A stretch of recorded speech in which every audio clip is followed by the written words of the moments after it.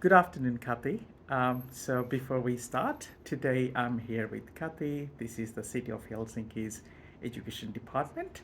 Now, one of the reason I'm here, I'm here to learn more about how the City of Helsinki is working with the educators on phenomenon-based learning. So, without wasting any time, I'll go straight to Kati. So, good afternoon, Kati. Thank you very much for your time. How are you today? Thank you. I'm fine and so nice to meet you. Um, Now, you have been an educator, as you said. You Yeah, have 20 years of school teaching yeah. experience. What do you think about phenomenon-based learning? What is it? It's about that students, how can I say it? They try to find, um, they try to find um, things about what they see. They try to understand the things that they can see. And it's very motivated for them and for teachers also. I'm sorry that sorry Th- about th- my English. no, It's not so easy to that's tell, but absolutely okay. thank Now, you. I think we did talk about you telling us some examples Yeah, yeah, from yeah. your I can. teaching days. Can you share with us some examples of the projects that you have done Yeah, yeah, where you use phenomenon-based learning? yeah. Can I show Yeah, these absolutely. pictures also? Um, First of all, I have teach geography, biology, and home economics. And this is one of our project, and we have I bring some eggs from that the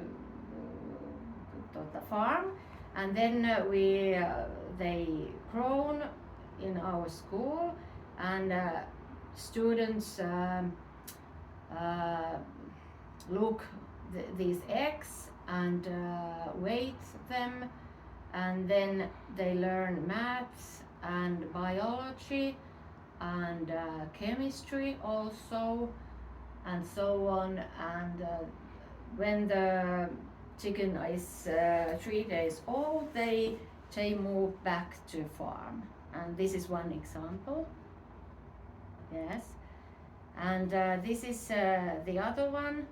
And we are in a little island in near Helsinki, and there is some birds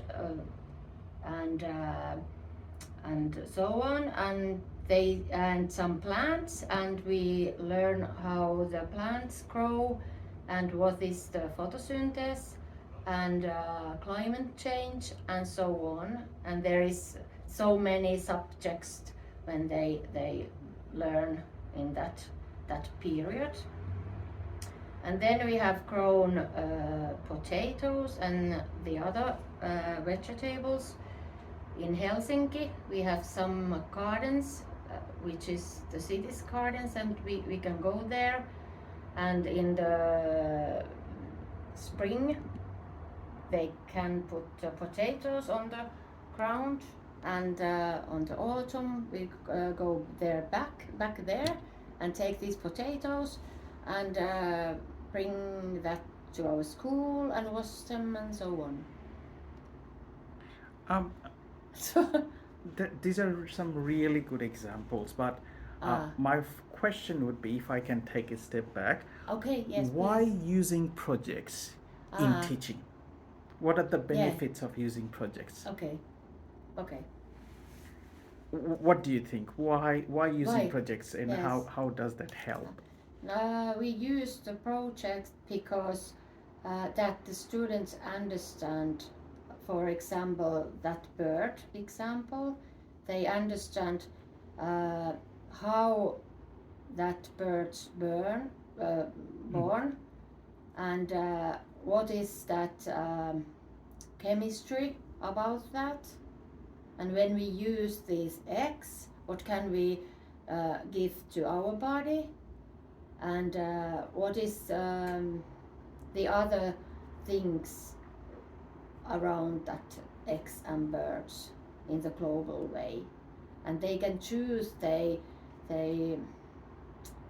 I don't know what is in English, that way to look that somebody wants to think about eggs in farm, So the view of the farmer, okay, so and they someone wants to look at some factory owner, Mhm. and so on.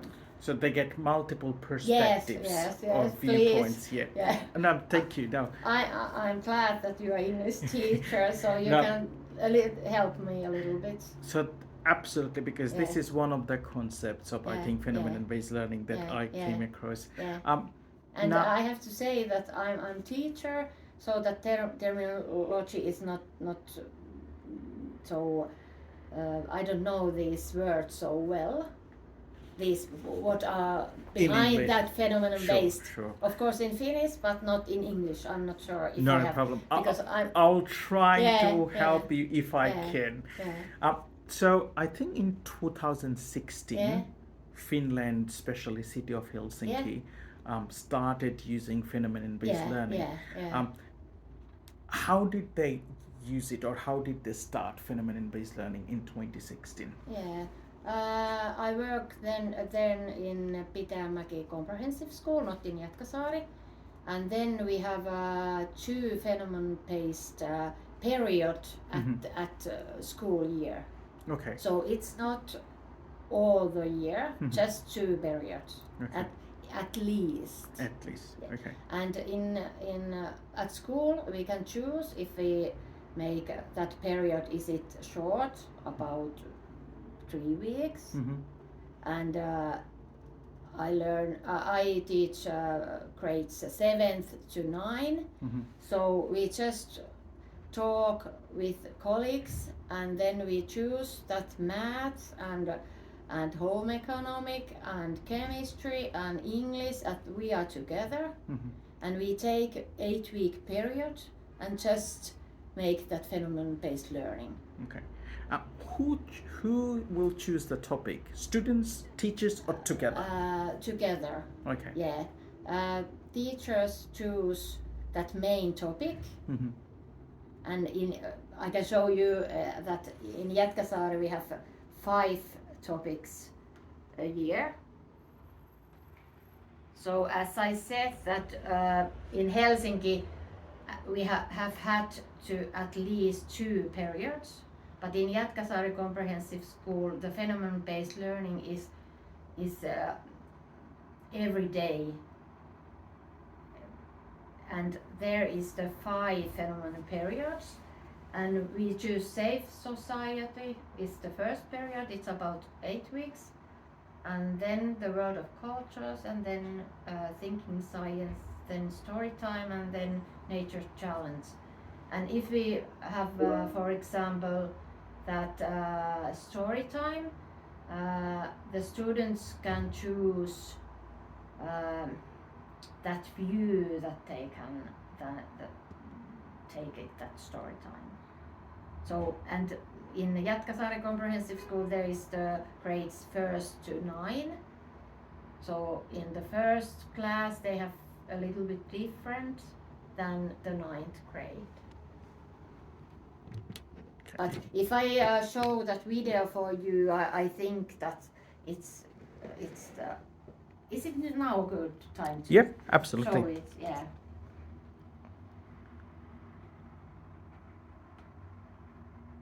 Phenomenon-based learning at Jätkäsaari Comprehensive School.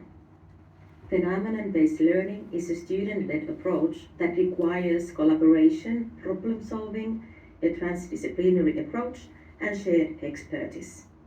Our goal is to create a collaborative and motivating learning process where learners have time to think, inquire, find, and be enthusiastic about learning. Students study a topic or concepts in a holistic approach. Students are in the center of the process. They are active learners, and their participation is important through the phenomenon-based learning process. We use real world environments as much as we can to get inspired by the phenomenon and learn about it. During the learning process, we also develop many 21st century skills such as collaboration, communication, creativity, and critical thinking. The school year is divided into 5 phenomena with breaks in between. The daily schedule is built around working on phenomenon and practicing basic skills. Our 5 phenomena are safe society, the world of cultures, thinking science, story time, and nature challenge. They all last from 6 to 8 weeks. All classes from 1st to 9th works on the same phenomenon. Goals are set on the basis of the curriculum. You will get few examples of goals later on. The topic for each phenomena periods are already set, but learners will have their own goals too. Students' own goals need to be related to the main goal. Second step is to get inspired by the phenomenon. For example, excursions to the natural environment are often very motivating. Third step is to set learning goals. The common goals come from the curriculum. They are presented to students right at the beginning of the process. This is the time when we ask students what you already know and what do you want to learn. Fourth step is seeking information and building knowledge. We need to think how we find information and build knowledge. How do we know that the information we find is true? And it's also important to seek information and build knowledge together. Final step is sharing the learning process. There is many different ways to share learning process and make learning outcomes visible for others. All students have their own portfolio where they document their processes. Students also practice to tell others about their work. At the end of each phenomena period, we show also to parents what we have learned. We have cooperation with parents and other experts also during the process. Learning can be diversified using technology. The process can also involve action. Our students will tell you a few examples later. Okay, and here are some examples. So, do you want to see it? Just have a look at one of the examples if yeah. that's okay. Once again, I'm going to share my portfolio with you, with my friend, with people. Here on the first page, we have all the different phenomena we had in 4th grade. And for our first phenomena, the goals were I learned how to read a map, I learned how to question, and I learned how to find the answers myself. I learned how to act, and I learned how to be safe. I learned how to play safe, and I learned all the school rules, and I can follow them. And we also went to Itämeri, and we cleaned up. We cleaned up a little trash we found laying around, and that wasn't fun, but it obviously helped a lot, and it was fun to know that I helped somehow. And then we had kulttuurien keskellä, the world of cultures. We had goals here. Our goals here were basically learning about cultures and how to respect them and how to act with them. Then we had thinking science. We did some chemistry projects, and we also did some coding and mental games like puzzles and jigsaw games and stuff like that. We also went to Heureka, Beatles can fill us in that. Heureka is a science museum with lots of things that are related to science. And then we had Tarinoiden Aika. And here we had to read as much books as we could. We also do a lot of pictures because we believe that there are more ways of telling a story than just writing. You can tell a story by painting a picture, by singing songs, making a movie. Well, the last phenomenon we had was Luontohaaste, Nature Challenge. We had goals here. Our goals were I respect and protect the nature. I read about nature. I read about nature, like nature news, and I read and accent research on animals, and I learn English. Here is our portfolio from the 7th grade. Yes, this is At the the seventh second floor grade. now West Kati World Cultures. Yeah. In this Um, Kati, thank you very much for sharing the videos. They are really Yeah. enlightening. In the last phase of the interview, I'll just ask you, um, what problems have you faced? Because you had to transition from a relatively traditional way of teaching to I know. phenomenon-based teaching. That means so many teachers were there. Yeah, yeah. The whole system had to be changed. So, what problems did you come across, and how have you tried to solve that problem? If you Yeah, could share yeah. some ideas. Yeah, I can show our schedule if you like. At school, I'm not teaching right now, but I have the schedules here also, so I can take some student.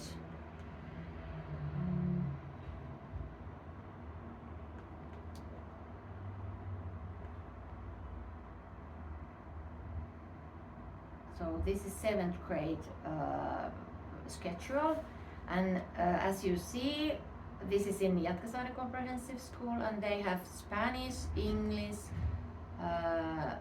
math, Finnish, and so on. And it's quite difficult to make a phenomenon-based learning when you have this kind of schedule. And from grade to 1 to 6th, they have every day 3 hours from 8 to 11, and they just do that phenomenon-based learning. And they have goals from curriculum, and they just, the students told, and they do 3 hours every day. And it's much easier to use phenomenon-based learning in grade 1 to 6 in Finland. And when we worked in 7 to 9 or in after that, it's not so easy. But in Jätkäsaari Comprehensive School, they have 3 hours per week that phenomenon-based learning lessons. So only 3 hours for every week. And then we just choose that, for example, here, every Thursday we have 3 hours that phenomenon-based learning. And we have choose that math, for example, math, biology, home economics is in phenomenon-based period in this first period. We have 5 periods. So I'm sorry if you understand, but it's not so easy because we have that schedule. So timetabling is a nightmare. Yeah, it's in nightmare. a way. But what I like about it is you're trying to still use it in a short period of time, so students experience something. My last question, suddenly, I wouldn't say suddenly, last 2-3 years, maybe last 4 years, the whole world is liking phenomenon-based learning. There are many reasons for that. Do you see other countries implementing phenomenon-based learning in their system? Is that possible? Yes, I think so. And we have made some tools to help these working or doing that phenomenon-based learning. And I take some, this is phenomenon-based learning cards, and I can show you, and I asked our okay, I'm sorry, but I can't I try that if I can give these cards for you, but I can't because these are going to one school. But we have, for example, these cards, and these helps a teacher to use this phenomenon-based learning. You can look these cards. These are in English, and then we have these teachers' cards and students' cards, and then we have some planning.